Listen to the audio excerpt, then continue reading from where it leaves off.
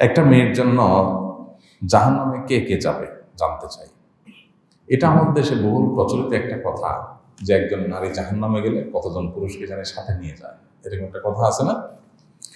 তো এইভাবে আসলে কোরআনে অথবা হাদিসে কোথাও এভাবে উল্লেখ নাই যে একজন মেয়ে জাহান্নামে গেলে 4 জন পুরুষকে জাহান্নামে নিয়ে যায়, 3 জন পুরুষকে জাহান্নামে নিয়ে যায়, এরকম কোনো কথা নেই।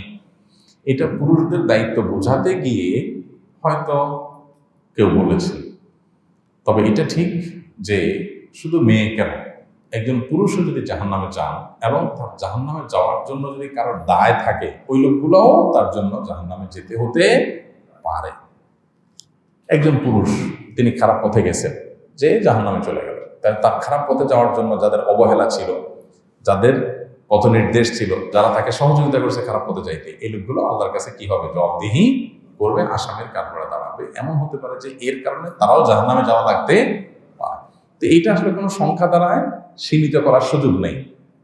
হতে পারে আপনার পরিবারের বাইরের কারোর দ্বারা আপনি প্রভাবিত হয়ে জাহান্নামে গেছেন, তখন সেও কি থাকবে? এর জন্য দায়ী থাকবে। সাধারণত বলা হয় আর কি যে একজন মেয়ে জাহান্নামে গেলে তার সাথে তার বাপ, তার স্বামী, তার ভাই, তার বড় ছেলে, এরা চার ধরনের পুরুষরা জাহান্নামে যাবে।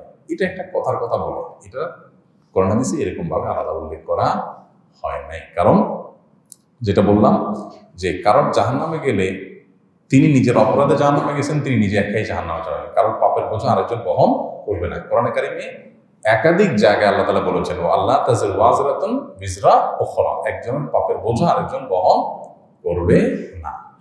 সো যার যারটা শেষে বহন করবে। এই আরো 5 জনের কারণে যাবে এরকম না। যদি কারোর দায় থাকে, অপরাধ থাকে, অবহেলা থাকে, অন্যায় কাজে সহযোগিতা করে থাকে, ভূমিকা রেখে থাকে, তাহলে অবশ্যই তারা কি হবে? দায়ী হবে, এবং সেজন্য তারা জাহান্নামে যেতে পারে। সেই সংখ্যাটা 4 কেন?